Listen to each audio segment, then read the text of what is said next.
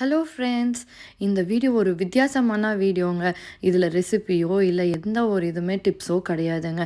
இது பார்த்தீங்கன்னா நாங்கள் கத்தாரில் ஈதுக்காக 1 வீக் லீவ் விட்டுருந்தாங்க. அந்த 1 டே லீவில் வந்து நாங்கள் எப்படி செலிப்ரேட் பண்ணுறோங்கிறதாங்க பார்க்க போகிறோம். அதில் பார்த்தீங்கன்னா சூப்பராக ஒரு அண்ணா இருக்காங்க எங்களோட ஃப்ரெண்ட்ஸ் கேங்கில்.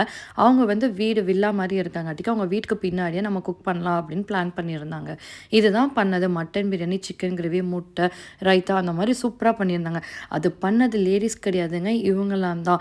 சூப்பராக பண்ணியிருந்தாங்க. ஒவ்வொருத்தரும் ஒவ்வொரு எஃபர்ட் போட்டு ஒவ்வொருத்தரும் அவங்கவுங்க கம்பெனியில் பெரிய பொசிஷனில் இருக்காங்க. இருந்தாலுமே கடையில் வாங்கி கொடுத்து ஏசியில் உட்காந்துட்டு சீக்கிரமாக சாப்பிட்டு போயிருக்கலாம். ஆனால் ஒவ்வொருத்தரும் அவங்களா கண்டிப்பாக செய்யணும்.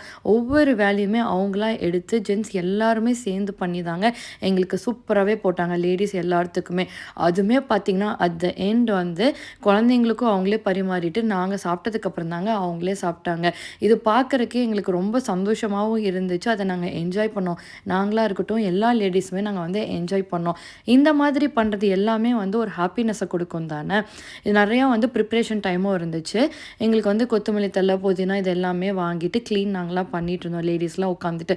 அதுவுமே எங்களுக்கு வந்து 1, 2 சின்ன சின்ன வேலை தான் கொடுத்துருந்தாங்க.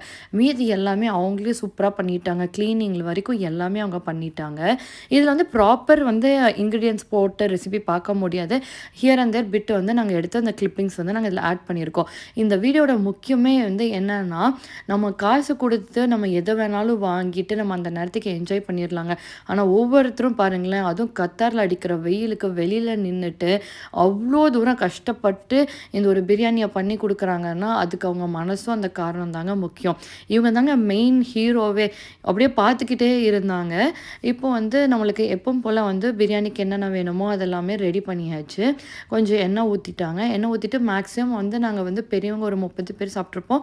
குழந்தைங்க வந்து ஒரு 18லேருந்து 20 பேர்த்துக்கு வந்து குழந்தைங்களுக்கு ரெடி பண்ணாங்க. இந்த அண்ணா வந்து ரொம்ப என்த்துவாக இருந்தாங்க. நம்மளுக்கு ஃபுட்டு ப்ரிப்பேர் பண்ணும் போதுலேருந்து எல்லா பக்கமுமே வந்து ஆக்டிவாக இருந்தாங்க. அதனால் எல்லா இடத்துலையுமே வந்துட்டு அவங்களோட ஹெல்ப் இருந்துச்சு. ஆல்மோஸ்ட் நிறைய பேர் இருந்தாங்காட்டிக்கு கரெக்டான டைம்லவே வந்து நம்ம சாப்பிட முடிஞ்சுதுங்க. நல்லா பிளான் பண்ணிட்டு நல்லாவே பண்ணியிருந்தாங்க. இதில் பார்த்திங்கன்னா இப்போ எவ்வளோ போட்டிருந்தாங்கன்னா 6 கிலோ அரிசிக்கு 6.5 கிலோ மட்டன் ரெடி பண்ணியிருந்தாங்க. அதுக்கு தேவையான வெங்காயம் எல்லாம் வந்து நல்லாவே உரித்து, பெரிய வெங்காயம் தான் உரித்து எல்லாமே ஸ்லைஸ் பண்ணி வச்சுருந்தாங்க. ஸ்பைசஸ் வந்து பார்த்திங்கன்னா யூஸ்வலாக நம்ம பிரியாணினாலே வந்து எண்ணெயில் நல்லா வெங்காயத்தை வணங்கி அது நல்லா சுண்டுனதுக்கப்புறம் தானே நம்ம அடுத்தடுத்ததை போடுவோம். ஆனால் இது வந்து ஒரு டிஃப்ரெண்ட் ஸ்டைலாக இருந்துச்சுங்க. இது வரைக்கும் நான் இப்படி பார்த்ததே கிடையாது. எண்ணெய் காஞ்ச உடனே வந்து நல்லா ஸ்லைஸாக கட் பண்ணி வச்சுருந்தேன் பெரிய வெங்காயத்தை போட்டுட்டு, அதுக்கப்புறம் நம்ம வந்து எப்பவும் போல் போடுவோம்ல, பிரிஞ்சி இலை, ஏலக்காய், பட்டை, கிராம்பு இது எல்லாத்தையுமே ஒன்றா போட்டுட்டாங்க. வெங்காயம் வணங்கினதுக்கப்புறம் தான் போடணும், இல்லை வெங்காயத்துக்கு முன்னாடியே போடணும் அப்படின்லாம் கிடையாது. முன்னாடியே நல்லா போட்டுட்டாங்க. அது கொஞ்சம் வணங்கினதுக்கப்புறம் ஒரு 14லேருந்து 15 பச்சை மிளகா போட்டாச்சுங்க. அதுவே கரெக்டாக இருந்துச்சு. அதுவும் பார்த்திங்கன்னா பயங்கர வெயிலுங்க. உங்களுக்கே தெரியும்ல கத்தாரில் எவ்வளோ வெயில் இருக்கும்னு சொல்லிட்டு. அதுவும் இந்த பாத்திரம் பெருசாக இருக்கிறதுனால இந்த உடன் ஸ்டிக்குமே நல்லா இருந்துச்சுங்க. நல்லா ரெடி பண்ணி வச்சுருந்தாங்க.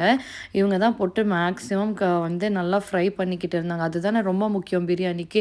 நல்லா ஃப்ரை பண்ணி பண்ணுறதுல. அதனால் மேக்ஸிமம் எஃபர்ட் போட்டு எல்லாமே பண்ணாங்க. சும்மா சொல்லக்கூடாது. இன்னொரு அண்ணா இருந்தாங்க. அவங்க வந்து உள்ள சிக்கன் கிரேவி பண்ணிட்டு இருந்தாங்க. ஏன்னா ஒரு அடுப்பு இருக்கிறதுனால வெளியே ஒருத்தரும் உள்ள ஒருத்தரும் பண்ணிட்டு இருந்தாங்க. இது வந்து கல்லுப்பு கொஞ்சம் போட்டுட்டா ஈஸியாக வணங்கும்ல, அதுக்காக கல்லுப்பையும் போட்டுட்டு நல்லா வணங்குறதுக்காக விட்டுட்டாங்க. கொஞ்சம் நல்லா ஸ்மாஷி ஆகணும்ல, அதுக்காக வேணுங்கிற அளவுக்கு கல்லுப்பு. நம்மளுக்கு ரைஸுக்கு ஏற்ற மாதிரி ஃபுல்லாக போட்டுறக்கூடாது. கொஞ்சம் ஒரு பாதி அளவுக்கு கல்லுப்பு போட்டுட்டு நல்லா வணக்க விட்டாச்சுங்க. அது எவ்வளோ தூரம் வணங்குறோமோ அவ்வளோ தூரம் தான் நம்மளுக்கு டேஸ்ட்டு கிடைக்கும். இவ்வளோ பெரிய குவான்டிட்டி போட்டுட்டு கிளறும் போது ரொம்பவுமே கை வலிக்குங்க. இருந்தாலும் நம்ம அடி பிடிக்காம அது மாதிரி பார்த்துக்கணும். அதனால் விடாமல் அவங்க கிளறிட்டே இருந்தாங்க. பாருங்களேன், எந்த இடத்துலையும் கார்னரில் அடி பிடிக்காத அளவுக்கு கிளறிட்டே இருந்தாங்க. அது போக 350 கிராம் தனியாக இஞ்சி, 350 கிராம் தனியாக பூண்டு தனித்தனியாக எல்லாத்தையும் உரித்து நீட்டாக கழுவிட்டு அரைச்சி வச்சுருந்துச்சுங்க. இப்போ வந்து பூண்டு போட்டாச்சு. அடுத்தது இஞ்சி, பூண்டு போட்டு முடிச்சதுக்கப்புறமா நம்ம வந்து ஒன்றா அரைப்போம். அது சின்ன குவான்டிட்டியாக இருந்தால் ஒன்றா கூட அரைச்சிக்கலாம். இதில் வந்து தனியாக இஞ்சியும் அரைச்சிருந்தாங்க, பூண்டையும் அரைச்சிருந்தாங்க. இப்போ இஞ்சியும் நம்ம நல்லா சேர்த்திட்டாங்க. சேர்த்துனதுக்கப்புறமா அடுத்ததையும் நல்லா இது வந்து நல்லா எண்ணெய் மேலே வரும் பார்த்திங்களா, அந்தளவுக்கு நல்லா கிளறணும். இதுக்கப்புறம் கிளற தாங்க ரொம்ப கஷ்டமாக இருந்துச்சு. சொன்ன மாதிரி வெயிலும் கூட, அந்த பாத்திரம் ஹீட் ஆயிரும், கேஸ் ஸ்டவ்வும் ஹீட்டாக இருக்கும். அந்த டைமில் வந்து நம்ம பார்த்துட்டு பிரியாணினாலே டேஸ்ட் வர்றதுக்கு காரணமே நம்ம அந்த ஒவ்வொன்றையும் வந்து வந்து பதமாக நம்ம ஃப்ரை பண்ணி அந்த மேலாப்பில் எண்ணெய் வர அளவுக்கு நம்ம ஃப்ரை பண்ணால் தானே அதோடது கரெக்டான கன்சிஸ்டன்சி அப்படிங்கிறது நம்மளுக்கு தெரியும். நம்மளுக்கு எண்ணெய் பத்தலை அப்படிங்கும்போது நம்ம எண்ணெய் ஆட் பண்ணிக்கலாம். இதில் வந்து வெறும் வந்து ரெட் சில்லி பவுடர் மட்டும்தாங்க ஆட் பண்ணியிருக்காங்க. பச்சை மிளகா ஆட் பண்ணோம் காரத்துக்கு. அது போக இது Kashmiri chilli powder. Kashmiri chilli powder பார்த்திங்கன்னா கலர் மட்டும்தான் கொடுக்கும், காரம் அவ்வளோவா இருக்காது. இது போக வேறு எதுவுமே ஆட் பண்ணலைங்க. கரம் மசாலாவோ பிரியாணி மசாலாவோ அந்த மாதிரி எதுவுமே இல்லை. ஏன்னா ஃபஸ்ட்லேருந்து கடைசி வரைக்கும் நான் கூட இருந்தேன். அதாவது வந்து சிம்பிளாக என்னென்னதெல்லாம் நம்ம ரொம்ப அரைக்காமல் அந்த மாதிரி ரொம்ப பிரியாணினாலே நம்மளுக்கு இந்த பொருள் அரைக்கணும் அந்த பொருள் அரைக்கணும்லாம் இருக்கும்ல, அப்படிலாம் எதுவுமே இல்லாமல் கரெக்டாக ஒன் பை ஒன்னாக போட்டுட்டு நல்லா வணக்கிட்டே இருக்கும் போது வந்து சூப்பராக இருந்துச்சுங்க. டேஸ்ட்டும் செம்மையாக இருந்துச்சு. அது கூட வந்து தக்காளி வந்து நம்மளுக்கு வந்து 6 கிலோ அரிசிக்கு வந்து ஒரு 2.5லேருந்து 3 கிலோ தக்காளி வந்து ஆட் பண்ணியிருந்தேன். இது பார்த்திங்கன்னா எல்லாமே ஃப்ரெஷ்ஷாங்க. இதில் வந்து பாதி தக்காளி வந்து அங்கே பின்னாடி செடியெல்லாம் தெரியுது பார்த்தீங்கல்ல, அவங்க வீட்டு தோட்டத்துலேயே விளைஞ்ச தக்காளி தான் வந்து கொடுத்துருந்தாங்க. மீதி வந்து நம்ம கடையில் வாங்கிட்டோம். எந்த அளவுக்கு இங்கே இருந்துச்சோ அதில் மீதி வந்து கடையில் வாங்கிட்டோம். அதுவே நல்லா இருந்துச்சு. அவங்க தோட்டம் நிறையா வச்சுருந்தாங்க. தோட்டத்தில் நிறையா செடியெல்லாம் இருந்துச்சு. அது ஒரு நாள் நம்ம வீடியோ போடலாம். அதுக்கப்புறம் 2 கை நிறைய வந்து புதினா முதல்ல கிள்ளி நல்லா கழுவி வச்சுருந்துச்சு. அதை நல்லா போட்டாச்சுங்க. அது கூட வந்து கொத்தமல்லி தலையை வந்து அந்த கீழே இருக்கிற காம்பு அந்த மண்ணெல்லாம் இருக்கும்ல, காம்பை கிள்ளிட்டு மண்ணெல்லாம் நல்லா அலசிட்டு பொடி பொடியாக கட் பண்ணியிருந்தாங்க. அதையும் நல்லா போட்டுட்டு இது எல்லாமே நல்லா ஃப்ளேவரை கொடுக்கும். இது பார்க்குறக்கு இப்படி இருந்துச்சுங்க. ஆனால் பிரியாணி சாப்பிடும்போது எல்லாமே நல்லா ஃப்ரை ஆகிட்டு குழந்தைங்கள்லாம் தூக்கி தூக்கி வெளியில் வைப்பாங்க பார்த்தீங்களா, இந்த கீரை மாதிரி புதினா மாதிரிலாம் இருந்துச்சுன்னா எடுத்து வெளியில் வைப்பாங்களா, அந்த மாதிரி இல்லாமல் நல்லா வந்து ஸ்மாஷ் ஆகிருந்துச்சு. அதுவே ஒரு நல்ல இதுதான். இல்லைன்னா நம்மளோட சத்தெல்லாமே இருக்கும், இருந்தாலும் அது எடுத்து எடுத்து வெளியே வச்சுருவாங்கள்ல, அந்த மாதிரி இல்லாமல் மட்டன் வந்து தனியாக குக்கரில் வேக வச்சு வச்சுருந்தாங்க. அது நல்லா சாஃப்டாக இருந்துச்சு. இது நல்லா ஸ்மாஷ் ஆனதுக்கப்புறமா கொஞ்சம் நல்லா ஃப்ரை ஆகிட்டுன்னு வச்சுருந்தாங்க. இது பாவங்க எல்லோரும் மாற்றி மாற்றி ஃப்ரை பண்ணாங்க கிளறதுக்கு விடாமல். எல்லாருமே வந்து நல்லா ரொம்ப ஒருத்தருக்கு ஒருத்தர் நல்லா ஹெல்ப் பண்ணி நல்லா ஜாலியாக பேசிட்டு கிண்டல் அடிச்சுட்டு சூப்பராகவே இருந்துச்சு. இப்போ 1 கிலோ தயிரை ஆட் பண்ணியிருக்காங்க. தயிரை ஆட் பண்ணிவிட்டு ஏன்னா நம்மளுக்கு சாமானை மேலே போட போட நல்லா ரொம்ப ஹெவியாக இருக்குங்க. அப்போ லைட்டாக நம்ம கிண்ட முடியாது, கொஞ்சம் கஷ்டப்பட்டு தான் கிண்டணும். ஏன்னா ரொம்ப கம்மியான அமௌண்ட் இருக்கிறது நம்ம வணக்கிறதுக்கும் ஹெவியாக இருக்கிறப்ப வணக்கிறதுக்கும் அவ்வளோ சாதாரண விஷயம் இல்லைல்ல. அது எல்லாருமே நல்லா போட்டுட்டு பண்ணிகிட்டே இருந்தாங்க. ரொம்ப வந்து என்ன சொல்கிறது, ஹாப்பியஸ்ட் மொமெண்ட் வந்து க்ரியேட் பண்ணி அதோட மெமரிஸ் தான் இன்றைக்கி எங்களுக்கு கிடச்சிது. அந்தளவுக்கு சூப்பராக பண்ணியிருந்தாங்க. மாறி மாறி அதில் அவ்வளோ எஃபர்ட் இருக்குங்க. நம்ம சும்மா பார்க்குறோம் வீடியோ எடுக்கிறோன்னு கிடையாது.